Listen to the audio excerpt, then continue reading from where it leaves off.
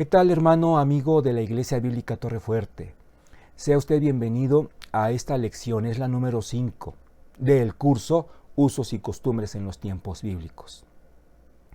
En aproximadamente 40 minutos vamos a estar viendo dos aspectos de la cultura hebraica que nos van a ayudar. El estudio de estas dos situaciones nos ayudarán sin duda a poder ver de una manera más nítida, más precisa, algunas cuestiones que podemos encontrar en la palabra de Dios. Vamos a orar para la guía de nuestro Señor, que Él sea el Maestro, nuestro Señor, conduciéndonos desde el principio hasta el fin. Vamos a hacer esta oración. Padre bendito, es en el nombre de Jesús que hacemos esta oración, agradecidos que nos has permitido llegar hasta esta instancia. En un parpadeo, Señor, vemos con gozo, estamos llegando prácticamente ya a la mitad de este curso. Tú nos has bendecido y te lo agradecemos, Padre. Y confiamos que así seguirá siendo en lo que resta de todo este curso. Queremos, Padre bendito, de cualquier manera y de forma humilde, pedirte que tú sigas siendo quien nos guíe en cada momento, en cada etapa de cada lección, Señor. Tú nos ilumines, tú nos guíes, en especial, Señor, cuando a tu palabra nos acercamos. Todo esto, Padre Celestial, te lo pedimos, te lo agradecemos, en el nombre de Jesús, nuestro Señor y Salvador. Amén. Tenemos, como siempre, una presentación que nos va a ayudar a ir desarrollando nuestro tema. Llega el bebé.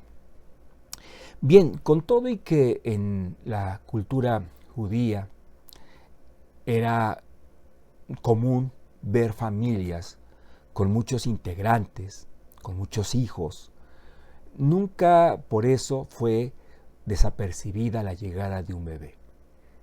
Generalmente esto generaba mucha emoción, mucha alegría en las familias.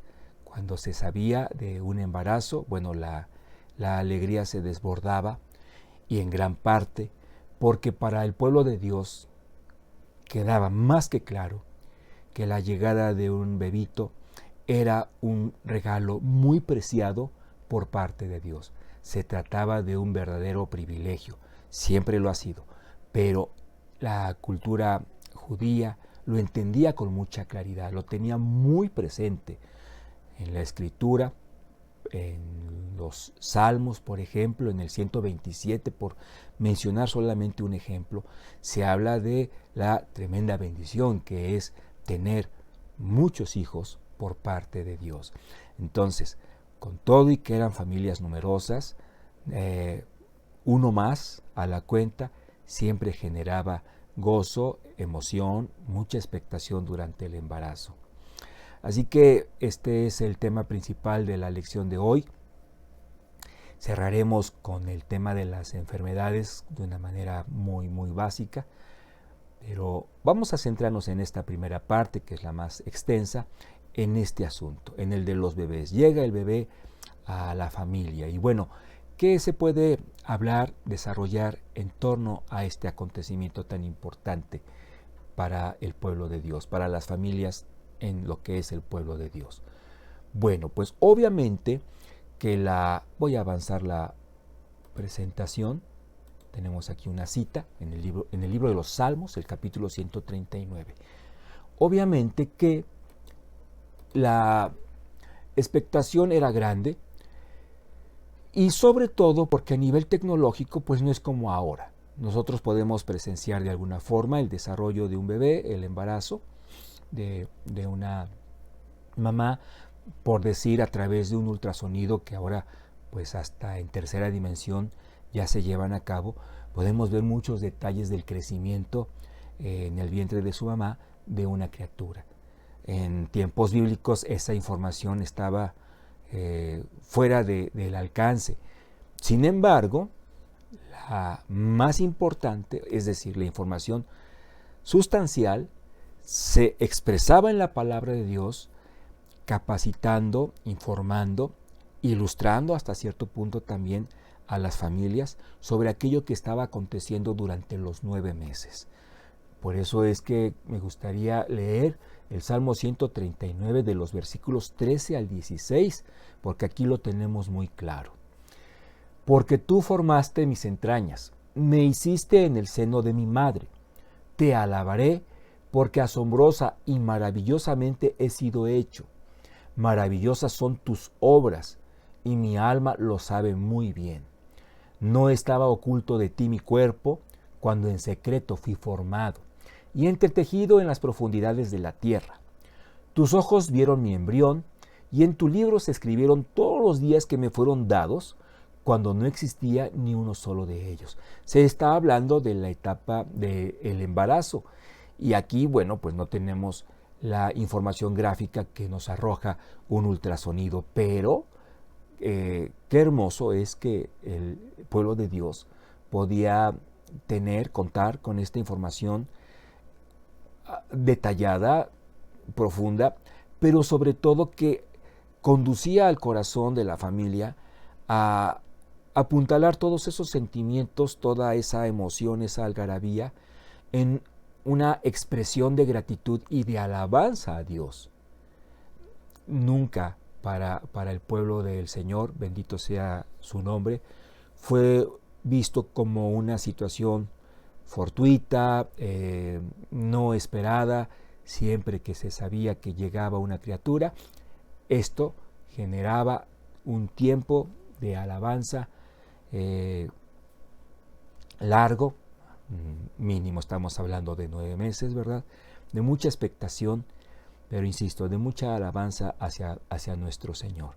De hecho, con todo y que Caín llega a los brazos de Eva ya en el estado de el pecado que entra en desobediencia de Adán y de Eva, con todo y que la llegada de Caín es en una situación después de la caída, válgase la expresión, podemos ver también en la palabra de Dios que a Eva esto le generó una emoción intensa. He concebido varón de parte de Dios, muy presente todo esto, también generando gratitud, generando gozo en la vida de Eva y obviamente sin duda también de Adán. Pero pues ahí lo tenemos. Primer punto a destacar es eso, que la llegada de un bebé era un acontecimiento sumamente importante porque se le veía con toda la implicación espiritual que conlleva. Se le veía como una gran responsabilidad, al mismo tiempo un gran privilegio otorgado por Dios. Tenemos otra cita que, pues aunque es de mucho tiempo atrás, también estaba ya asentada en la palabra de Dios en un anuncio inquietante para toda mamá en etapa de embarazo. Génesis 3:16 dice: a la mujer dijo, en gran manera multiplicaré tu dolor en el parto, con dolor darás a luz los hijos. Nada de anestesia, nada de analgésicos, al menos como ahora se tiene. Así que imagínense la intensidad del momento. Por un lado el gozo, la expectación de ya tener en brazos a ese nuevo integrante, a ese nuevo miembro de la familia, pero con un griterío que solamente Dios sabe a qué decibeles se llegó, ¿verdad? En cada uno de estos partos. Bueno, pues eso es más o menos como una introducción. Había emoción, aunque también era una situación difícil. No había los recursos que ahora, que hacen más suave, más difuminado el dolor, los contratiempos que se generan a partir de una gestación, de la concepción de una nueva vida. Tenemos que, hablando de oficios, inevitablemente llegar al tema de las parteras. Un oficio muy antiguo, y no que sea la vez en la que surge este oficio, pero sí es la primera vez en la que se menciona, al menos en la Biblia. Génesis 35:17, vamos a tener referencia de esto, habla de las parteras como esos auxiliares muy importantes en el momento de la llegada de un bebé. Las parteras vamos a ver si lo tenemos aquí la cita. Sí, de hecho son dos.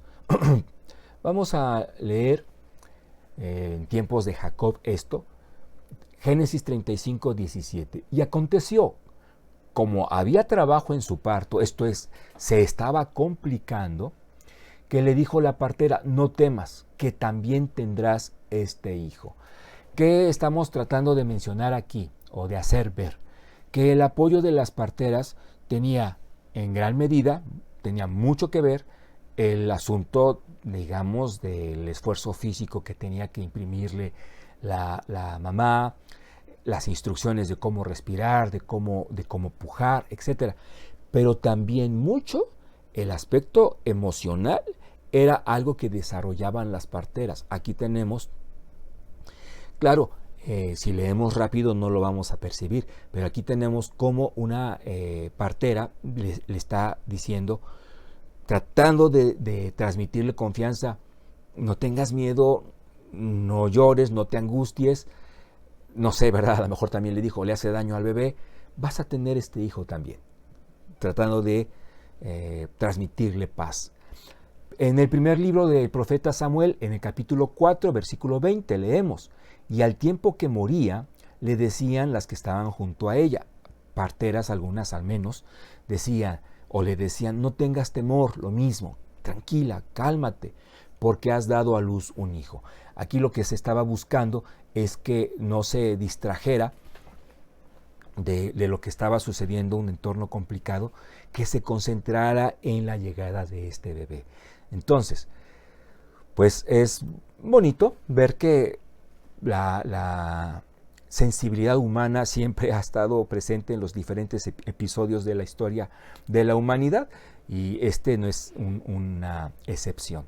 Se trataba de un oficio, sí, bien pagado, honestamente información para ello es difícil tenerla, pero yo creo que cuando se habla de una cultura en la que generalmente las familias, si me disculpa la expresión, se llenaban de hijos, pues las parteras yo creo que eran un oficio muy solicitado, muy demandado. Tristemente, en el nacimiento de nuestro Señor Jesús no hubo este panorama. O sea, María no contó con una partera, ni siquiera con una cerca de él. Claro, la asistencia de parte de nuestro Dios era más que suficiente. Y en el terreno de lo humano, bueno, José también se expresa en la palabra de Dios, fue un fiel compañero en momentos críticos, en momentos importantes. Y bueno, pues la llegada de nuestro bendito Salvador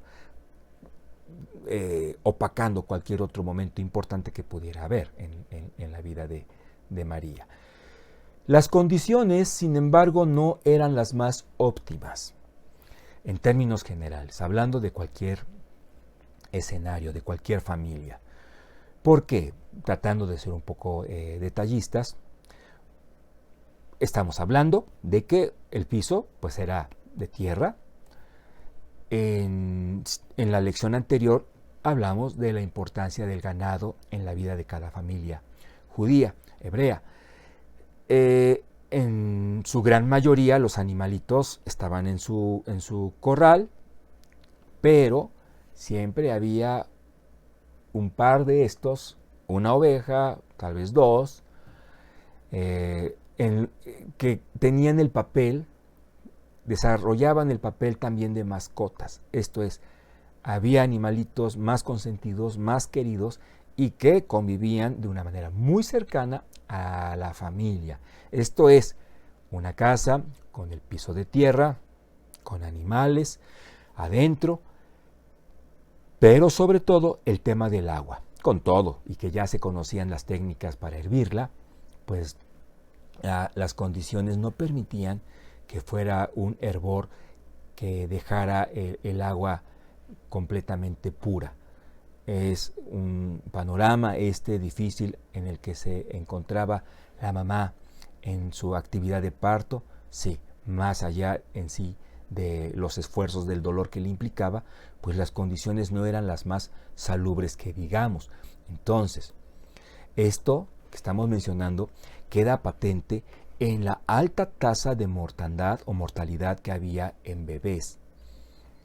De hecho, y espero no perder la secuencia pero que tenemos preparada para la clase, pero más adelante creo que está contemplado el hablar del primogénito.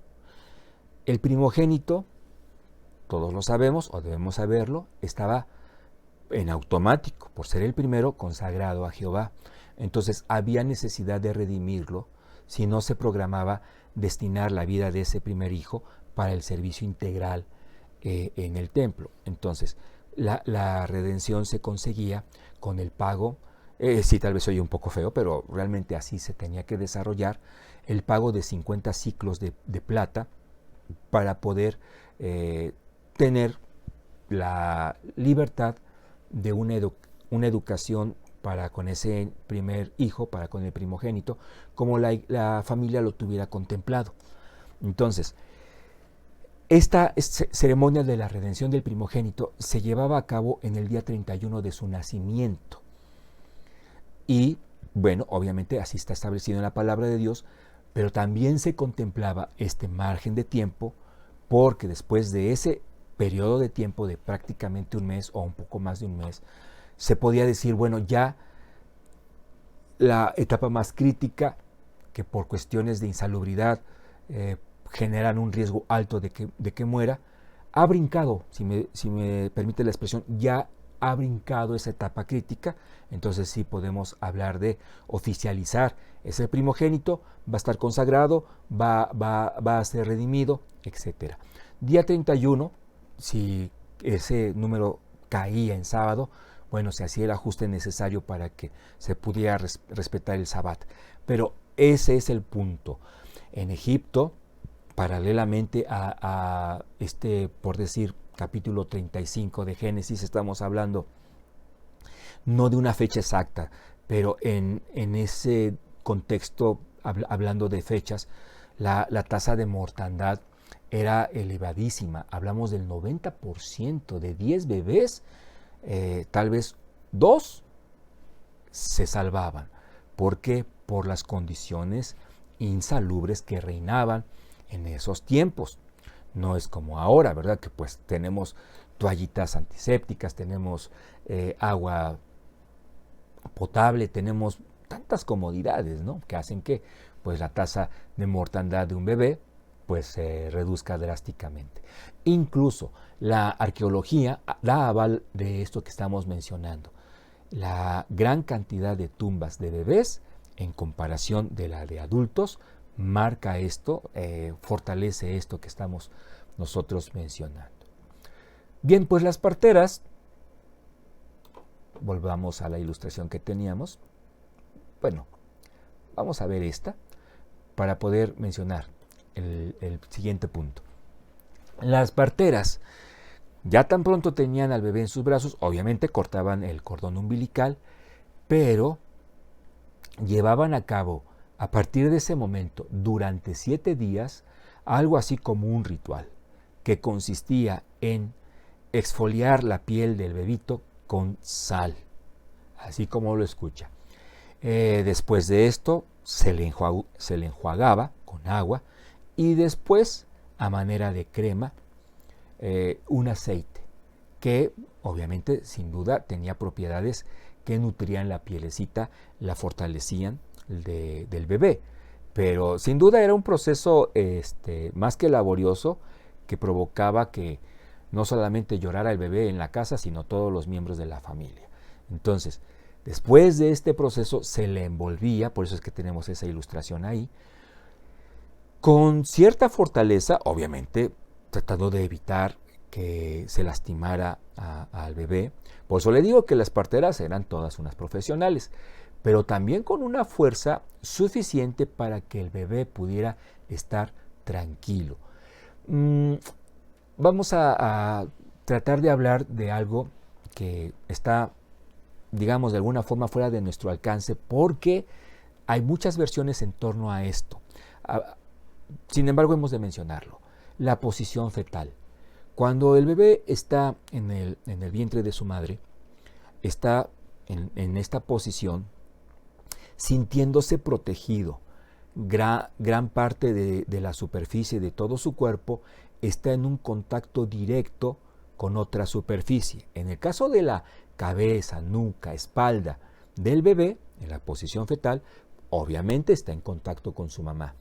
La parte delantera, la parte que queda, digamos, en el interior de esta curvatura, el mismo bebé se da una sensación de protección al estar tan unidas las partes de su cuerpo. Entonces, la cabecita cerca de las manos, las rodillas, los muslos cerca de los brazos, toda esa posición, aparte de ser la óptima previo al alumbramiento, o para poder hablar de un alumbramiento sin complicaciones, genera tranquilidad en el bebé, una sensación de seguridad. Por eso es que hay quien recomienda que esa sea una de las posturas que se adopten al momento de acostarse y querer dormir con cierta paz, o sea, con cierta facilidad y de una manera más o menos profunda. Entonces, esto que hacía la partera de envolver muy bien al niño, se llevaba a cabo durante 7 días, después descansaba el bebé de este proceso, pero se repetía todo esto durante la cuarentena. Entonces, imagine, se le envuelve, queda así como lo podemos ver en la pantalla durante 7 días, se le descubre y vuelve nuevamente a exfoliarse, a enjuagarse, a colocarse aceite y a volver a cubrir, envolver al bebé durante 40 días. Es un tiempo exacto que coincide con el de la cuarentena de la mamá.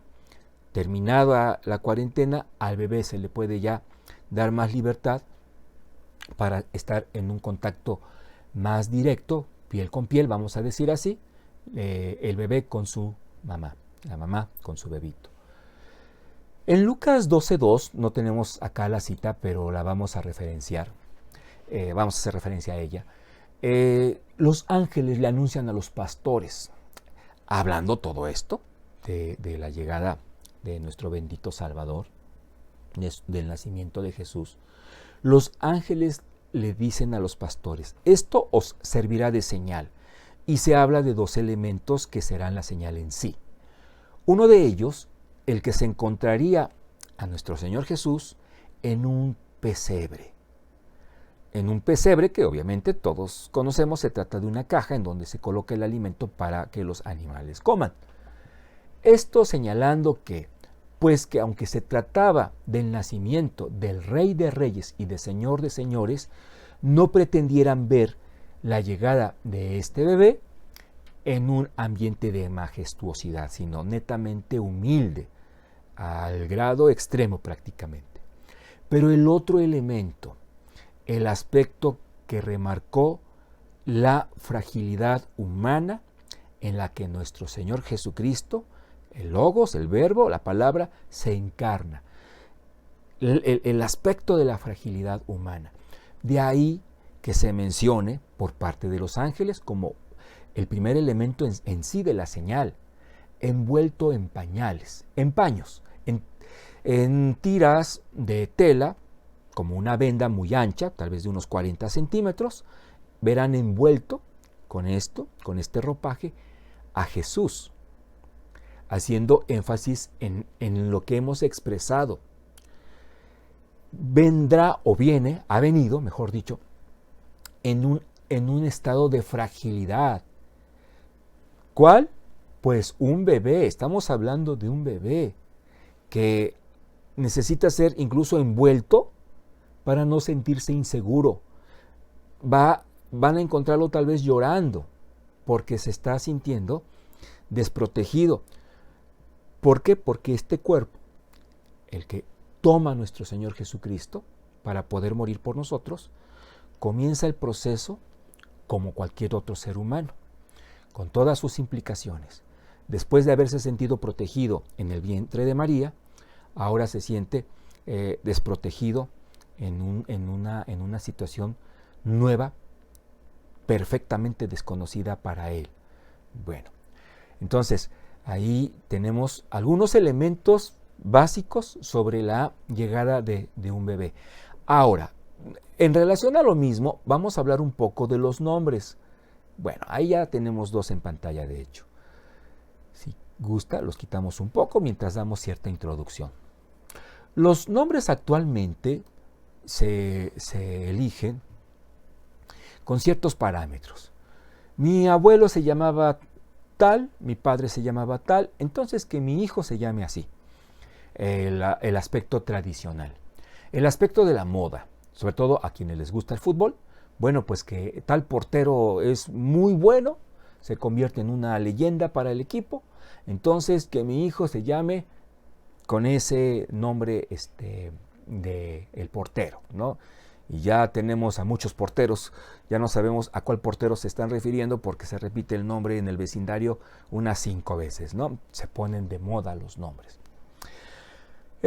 Otro elemento a considerar para establecer el nombre de un bebé, bueno, pues a lo mejor para que se oiga muy original y no hagamos lo mismo de seguir una tradición o seguir una moda, vamos a crearlo, vamos a formarlo con la primera sílaba del nombre del papá, la segunda sílaba del nombre de la mamá, la tercera sílaba del nombre de la abuela, y entonces queda un nombre un poquito extraño, pero como se escucha bonito, así se le queda. Y después vamos a explicar por qué se escogió ese nombre.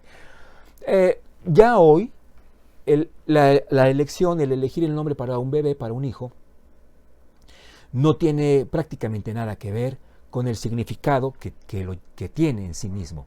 ¿Por qué? Porque si va a ponderar el asunto de la moda, la cuestión de es un nombre que hemos creado nosotros mismos, pues no va a haber tal significado.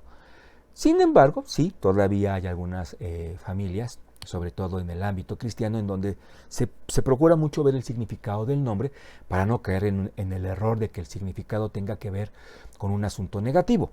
Bueno, en tiempos bíblicos también había diferentes parámetros para la selección de un nombre. Y ahora sí vámonos a nuestra ilustración. El factor primordial era el significado del nombre. Y comúnmente entonces se establecía para la selección de este nombre el aspecto teofórico. Esto es, que se nombre a Dios y una situación relativa a Él, a Dios. Entonces, por ejemplo, en Jonatán tenemos a Dios involucrado y algo relativo a Él. ¿Y qué es? Pues que ha provisto, el Señor ha dado. En el caso de Elías, el Eterno. ¿Qué se dice de Él? Bueno, una condición íntima espiritual, es mi Señor. Y así teníamos en gran parte la selección del nombre de un nuevo integrante en la familia. También era a veces cuestiones de gustos, de pretensiones, de aspiraciones por parte de los padres. Y tenemos casos curiosos, incluso en la Biblia, en el que el nombre significa, por ejemplo, abeja, cordera. Y entonces, otro ejemplo. Entonces, no había un solo patrón.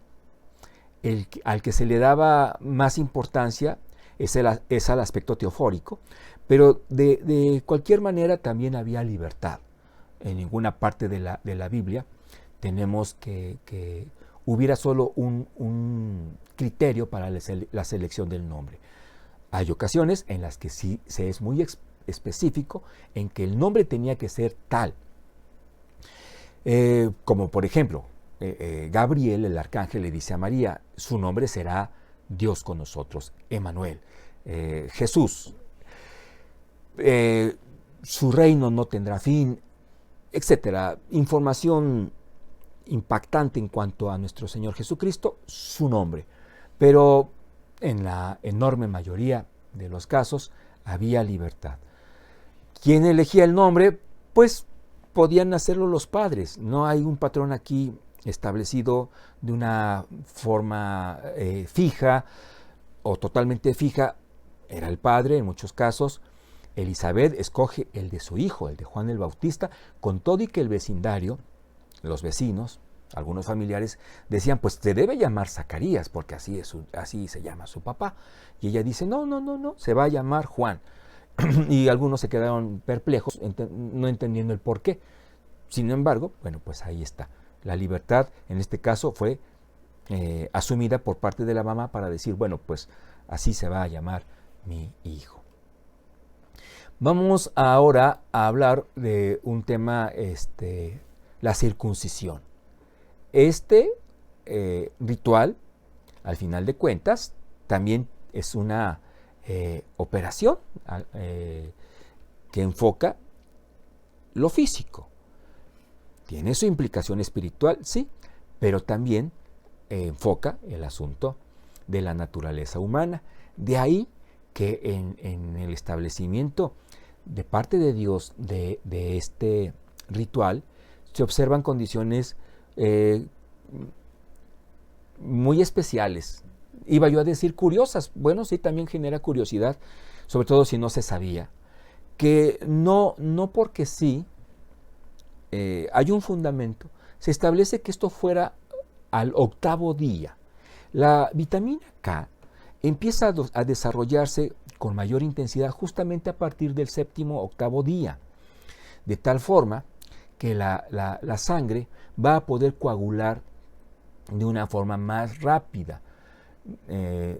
La protrombina, tengo apuntado el nombre porque me cuesta trabajo recordarlo, y sin mencionarlo me cuesta trabajo, pues recordarlo tal vez más. La protrombina también aumenta a partir de ese día un 10%, y estos dos elementos, la vitamina K y la protrombina, van a ayudar para que el sangrado del bebé no sea abundante, sea el normal, como cuando hay una ruptura en la piel, una separación en la piel, una cortadura, pero muy, muy leve es ese sangrado. Vamos a ver si tenemos aquí alguna cita.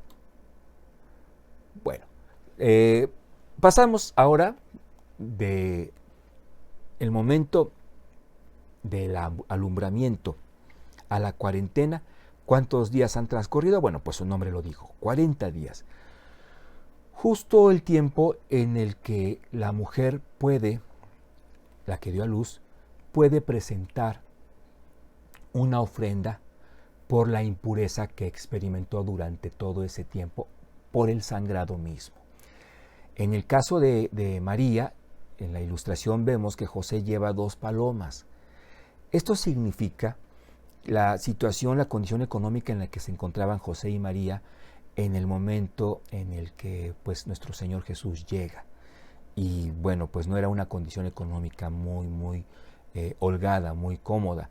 Era el pago que se hacía en la, discúlpenme la expresión, en la tarifa más, en la mínima. Esto es, si ya no te alcanzaba para más, aunque sea con dos palominos. Esta era la ceremonia que pasaba de un estado de impureza a la mujer a un estado de pureza para volver a desarrollar una liturgia con plena libertad. Bueno, pues esto es a grandes rasgos algunos puntos de aspecto cultural en la llegada, en el nacimiento de un bebé, cómo se le asigna un nombre, el punto de la circuncisión. Un dato que se nos estaba pasando: en caso de que no fuera varoncito, fuera mujer, el tiempo para la purificación se prolongaba hasta 80 días. Bueno, pues ahora vamos entonces a pasar al tema con el que cerramos nuestra clase, la lección número 5. Prácticamente ya estamos llegando en un parpadeo, considerando, si Dios permite, en la lección 6, la mitad, el 50% del curso. Estamos llegando prácticamente a la mitad. Vamos a hablar ahora entonces un poco de las enfermedades.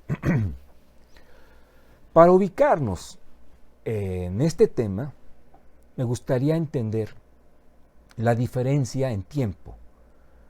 Tan solo, por ejemplo, con la invención de la aspirina, 1897. Entonces, vea usted de qué abismo de diferencia, de separación, de distancia, estamos hablando. El conocimiento que había para encarar las enfermedades en tiempos bíblicos era escueto. No me quiero meter mucho en el tema de los tés, de las plantas, porque, bueno, esto es una cuestión ancestra. Sin embargo, volvamos al ejemplo de la aspirina. ¿Cuántos siglos transcurrieron tan solo para el invento de este medicamento básico? Entonces, en ese ejemplo nos queda, creo yo, un poco más claro del contexto en cuestión de conocimiento médico al que estamos transportándonos. Para el pueblo, la posibilidad de estar sano, saludable o enfermo, mucho, y subrayaré, mucho tenía que ver con una condición espiritual. Prácticamente en automático. Estás enfermo, estás mal espiritualmente. Oye, que gozas de salud. Te felicitamos porque esto refleja incluso que Dios te está viendo con beneplácito. Dios te está bendiciendo no en balde. Has sido obediente. Éxodo 15, 26. Vamos a leerlo para que nos quede un poco más claro esta conexión, esta conectividad que el pueblo daba a la condición física como un reflejo prácticamente inequívoco de una condición interna, una condición del corazón, una situación espiritual. Si oyeres atentamente la voz de Jehová tu Dios, e hicieres lo recto delante de sus ojos, y dieres oído a sus mandamientos, y guardares todos sus estatutos, obediencia, ahí tenemos una condición de obediencia, hay una consecuencia, y que tenemos ahí subrayada: ninguna enfermedad de las que envié a los egipcios te enviaré a ti, porque yo soy Jehová tu sanador. Y me parece que tenemos también aquí otra cita. Correcto, Deuteronomio 28, dos versículos, 58 y 59. Dice la palabra del Señor: si no cuidares de poner por obra todas las palabras de esta ley que están escritas en este libro, desobediencia, temiendo este nombre glorioso y temible, Jehová tu Dios, entonces Jehová aumentará. Maravillosamente aquí equivale a sorprendentemente. Entonces Jehová aumentará maravillosamente, no le cambio, maravillosamente, tus plagas y las plagas de tu descendencia, plagas grandes y permanentes, y, subrayamos ahí, enfermedades malignas duraderas, crónicas. Entonces, tan solo estos dos pasajes, pero vaya, por cuestión de tiempo no mencionamos todos los que podríamos tener al alcance con una concordancia temática, nos vamos a poder notar que el pueblo de Dios, en la cultura hebrea se tenía por hecho: estás enfermo, pues te has portado mal. Estás bien, esto es gloria a Dios. Entonces, la sanidad vendría a partir de una humillación por parte del corazón, de un arrepentimiento, de un corazón compungido, contrito, etc. Regresaba tu salud, recuperabas la salud, es que entonces sí fue escuchado tu clamor. Había esa conexión. Claro, insistiremos, no se cruzaban de brazos, había elementos de los cuales echaban mano para tratar al menos de aminorar el dolor, si no es que de curar la enfermedad, pero en el sentido en el que la enfermedad no se quitaba, entonces en automático la conclusión era esa: estás en desobediencia, Dios te está mirando de una forma airada, hay algo en ti que no está siendo aprobado por parte de Dios. Esto se mantiene en el sentir, en el pensamiento judío fuerte, mucho. Tan solo es cuestión de ubicar ya ahora, por ejemplo, en el Nuevo Testamento, en el capítulo 9 de Juan, si no estoy mal, cómo los discípulos en automático le dicen al Señor, hablando de un ciego, Señor, aquí ya damos por hecho que hubo pecado, pero teniéndote a ti, que vemos, lo sabes todo, podrás respondernos, ¿aquí quién pecó? ¿Sus padres o él?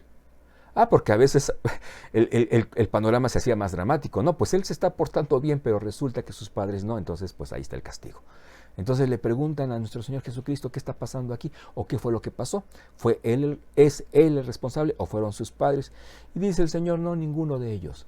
Esto está así para que pueda ser manifestada la gloria de Dios. Y vemos el milagro, ¿verdad? El Señor le recupera la vista a este hombre. Esto es muy significativo, esto que estamos mencionando. Insistimos en nuestra clase, estamos procurando siempre que elementos culturales nos lleven a entender, al menos de una forma un poco más profunda, enseñanzas espirituales en la palabra de Dios. Nuestro Señor Jesucristo, durante este ministerio de aproximadamente 3 años, sanó a mucha gente. Entonces, ubiquemos el panorama. No había la concepción que hoy puede haber en torno a una infección. Vamos a ver cómo se defiende tu sistema inmunológico. Esperamos tantito. No vamos a darte medicina a cada momento o de inmediato. Hay confianza de que en una posible complicación, bueno, pues se puede acudir a medicamentos más especializados para la sanidad, la recuperación de la salud, de tal manera que muchas veces, no sé si para mal, en qué medida pudiera ser, damos como una condición muy, muy familiar la sanidad en una persona. Y no debemos perder de vista que sea por un sistema inmunológico, sea por una aspirina, o sea de una forma directa por parte de Dios, al final de cuentas siempre es nuestro bendito Señor el que nos recupera la salud. Siempre es Él. Y en muchos de los casos, por no decir en todos, con todo, y que nuestra condición espiritual no sea plausible. Entonces, el panorama hoy es otro. En aquel entonces no podemos considerar que la gente veía como algo casual el que una persona, entre comillas, solita, se sanara. Entonces, volviendo al tema del ministerio de nuestro Señor Jesucristo, le llevaban a los enfermos. En el entendido de que aunque se habían arrepentido y estaban procurando una buena relación con Dios, pues no se quitaba. La enfermedad seguía ahí. Entonces, vea cómo esto de la conexión de lo espiritual con lo físico, nuestro Señor Jesucristo lo sigue remarcando. Porque cuando sanaba a alguien, comúnmente decía, tus pecados han sido perdonados. O sea, dentro de el paquete de bendición teníamos la sanidad física como el resultado de una sanidad espiritual previa. Y esto, obviamente, ¿qué significaba? Que la gente que se acercaba lo hacía en el entendido que se estaba acercando con fe, entendiendo que lo demás había fallado, pero que en Jesús de Nazaret, que en Jesucristo no había pierde. Y entonces esa fe operaba en la vida de esta persona, involucrando incluso aspectos salvíficos. No en todos los casos, sin duda, pero en otros queda muy remarcado que esa persona regresaba a su casa ya no cojo, ya no sordo, ya no ciego y aparte salvo. Entonces, y de hecho esta situación generó roce, conflicto con los fariseos. ¿Cómo puedes estar diciendo, se dirigían a nuestro bendito Salvador los irrespetuosos, que sus pecados son perdonados si solamente Dios, pues es que Jesús es Dios? Y entonces esto ellos no lo entendieron. Pero ahí está, lamentablemente todo este aparato religioso le quiso adjudicar este poderío, esta autoridad a nuestro Salvador con poderes malignos. Pero bueno, sabemos la respuesta de parte de nuestro Señor. Un reino no puede estar dividido. Esto proviene de Dios al que ustedes pretenden servir, pero su ceguera espiritual no les permite hacerlo de la forma que Dios está esperando. Bueno, pues de esta forma, de esta manera, hemos concluido con nuestra clase, la número 5, esperando de todo corazón que le haya aportado algo, que le esté dando ahí un dato, alguna cuestión a reflexionar y que le pueda a usted ayudar a entender mejor la palabra del Señor, sus enseñanzas, y estar capacitándonos día a día con el conocimiento que Dios nos permite para poderle servir mejor. Le amamos a nuestro Señor con todo nuestro ser y por ende queremos ir aprendiendo más de su palabra para ir dirigiendo nuestros pasos conforme a ella. Un fuerte abrazo, mi hermano amigo. Vamos a orar y concluimos. Que Dios le bendiga. Señor, muchas gracias por este tiempo que hemos podido disfrutar contigo, pues en tu nombre es que nos congregamos para aprender de ti. Y Señor, tú te manifiestas en nuestra vida mostrándonos en tu palabra aquello que quieres que aprendamos, recordemos, aquello en lo que quieres que reflexionemos. Sigue guiándonos, Señor, a través de lo que resta de este curso y en los otros cursos también, Señor, anhelamos que sea siempre así. Tú, nuestro Maestro, nosotros a tus pies aprendiendo de ti. En Cristo Jesús te lo agradecemos y te lo pedimos. Amén.